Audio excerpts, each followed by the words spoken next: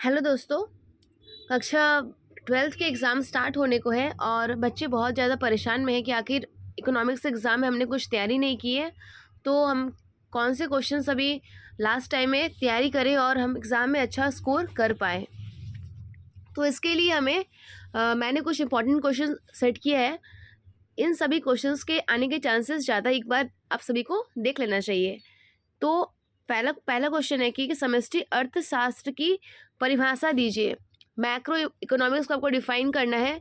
यहाँ पे आंसर मैंने छोटा सा लिया है, आप अपना जो बुक्स है आप उसमें पूरा डिटेल्स पढ़ लीजिएगा। समष्टि अर्थशास्त्र अर्थशास्त्र की वह शाखा है जिसमें समस्त अर्थव्यवस्था के स्तर पर आर्थिक समस्याओं का अध्ययन किया जा सकता है। नेक्स्ट है कि अनैच्छिक बेरोजगारी की परिभाषा दें। बहुत सारे बच्चे इंपॉर्टेंट क्वेश्चंस होने के बावजूद इसको देखते नहीं हैं। तो अनैच्छिक बेरोजगारी उस टाइम उत्पन्न होती है जब देश में लोगों में काम करने की इच्छा तो रहती है लेकिन रोजगार उपलब्ध नहीं हो पाता है, तो उसे अनैच्छिक बेरोजगारी कहते हैं। थर्ड है कि सुरक्षित नीति अनुपात का क्या अर्थ है। सुरक्षित नीति अनुपात का क्या अर्थ है, what is meant by the cash reserve ratio. तो सुरक्षित निधि में जितने रुपए का सोना और विदेशी प्रतिभूति जमा रहती है उसी अनुपात में केंद्र बैंक मुद्रा जारी करता है, उसी को हम लोग सुरक्षित निधि अनुपात कहते हैं। यानी कि जो भी सोना और विदेशी प्रतिभूतियां जमा रहती है सुरक्षित निधि में, उसी अनुपात में केंद्र बैंक क्या करती है उतना ही का मुद्रा जारी करती है और उसी को हम लोग सुरक्षित निधि अनुपात कहते हैं। नेक्स्ट है कि व्यापार संतुलन क्या है। इससे घाटे की वित्तीय व्यवस्था उत्पन्न होती है।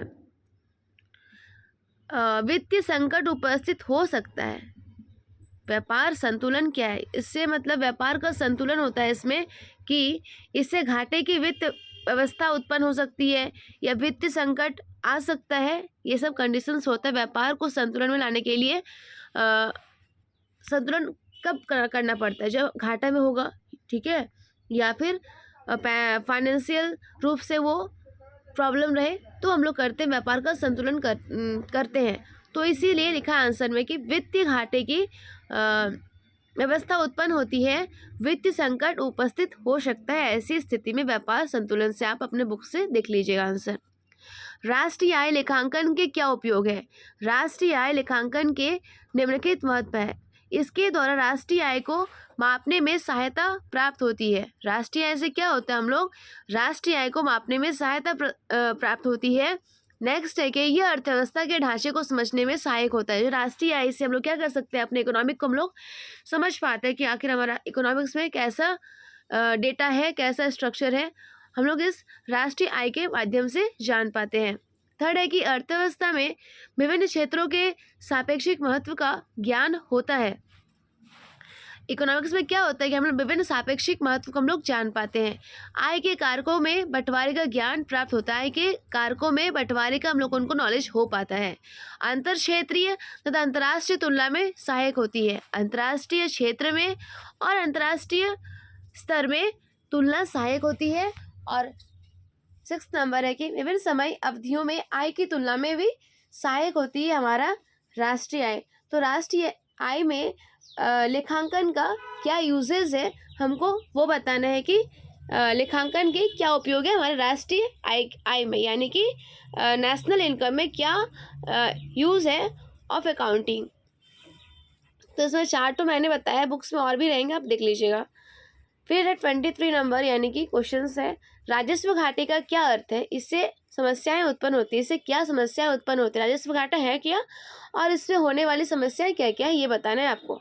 तो है कि what is meant of the revenue defect, what problem arises due to this. तो राजस्व घाटा एक लेखा वर्ष की अवधि में सरकार के कुल राजस्व व्यय एवं कुल राजस्व प्राप्तियों के अंतर को हम लोग क्या कहते हैं, कुल राजस्व प्राप्ति को और कुल राजस्व व्यय को, खर्चा को और कुल प्राप्ति को हम लोग क्या करते हैं, जो माइनस करते हैं अंतर को हम लोग क्या कहते हैं, राजस्व घाटा कहते हैं। तो राजस्व घाटा बराबर क्या होता है, राजस्व व्यय माइनस राजस्व प्राप्तियां।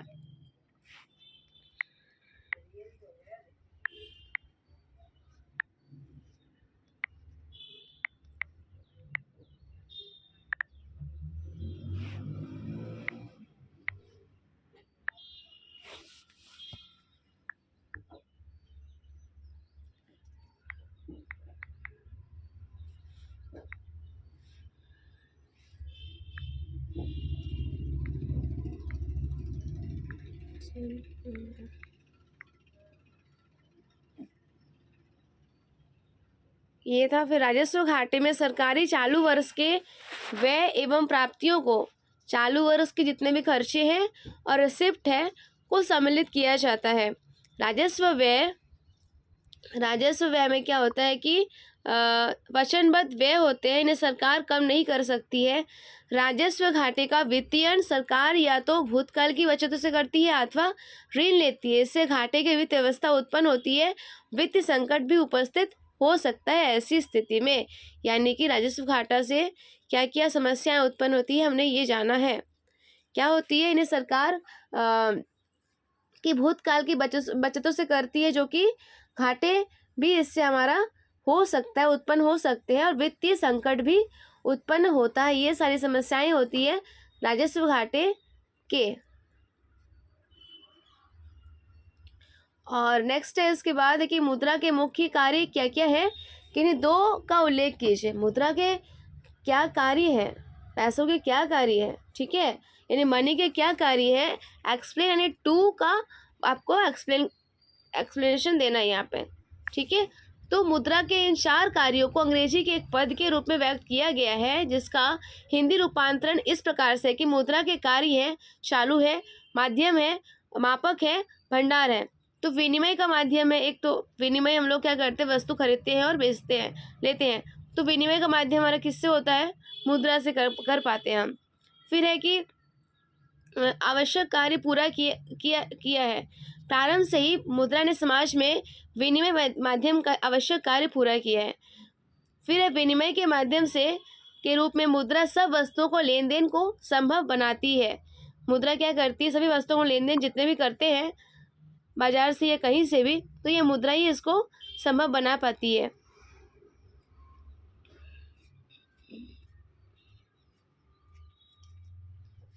फिर है कि उत्पादक अपना माल थोक विक्रेताओं को मुद्रा के बदले में बेचते हैं।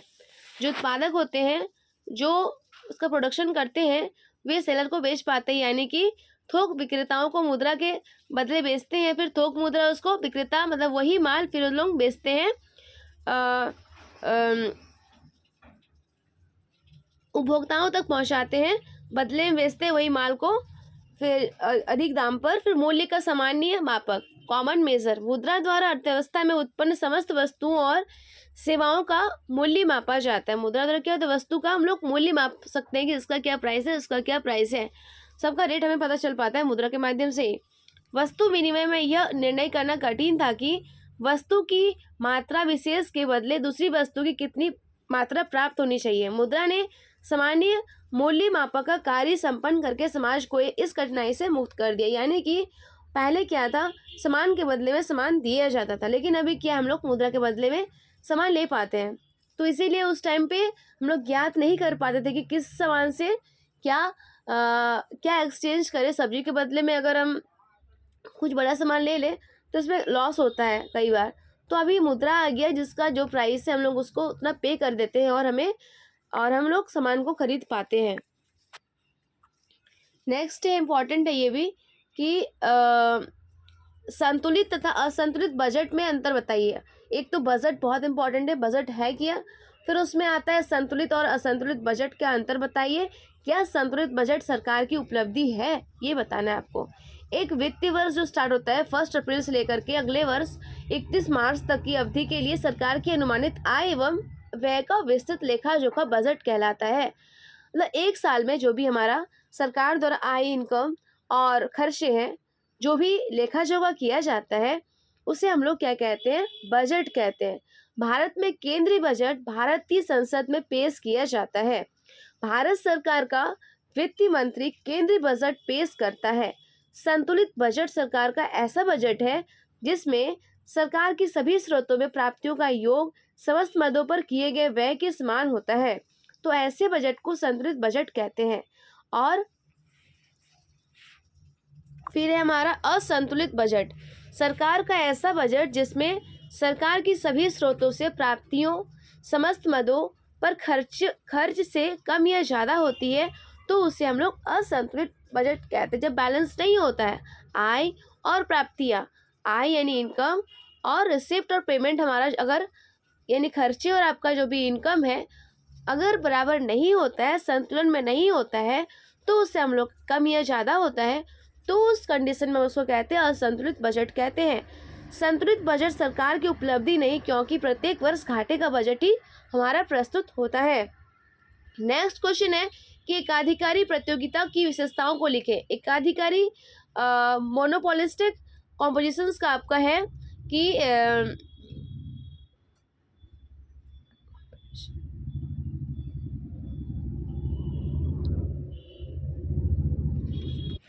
मोनोपोलिस्टिक कंपटीशन का आपका है कि एकाधिकारी प्रतियोगिता की 3 मुख्य विशेषताएं निम्नलिखित है। क्रेताओं तथा विक्रेताओं की बड़ी संख्या। इसमें क्या होता है कि बड़ी संख्या में क्रेता भी होते हैं और विक्रेता भी होते हैं। किसी वस्तु के क्रेता और विक्रेताओं की संख्या बहुत बड़ी होती है। फिर है वस्तु विभेद। प्रत्येक उत्पादक अपनी वस्तु को दूसरों से भिन्न रखने का प्रयास करता है, जिससे वह ग्राहकों को लुभाकर अपनी वस्तु की ओर ग्राहकों को अपनी वस्तु को दिखा के उस वस्तु की ओर आकर्षित करना चाहते हैं। फिर है प्रवेश और निकासी की स्वतंत्रता। इसमें क्या होता है, फर्मों के उद्योग में प्रवेश और की स्वतंत्रता होती है।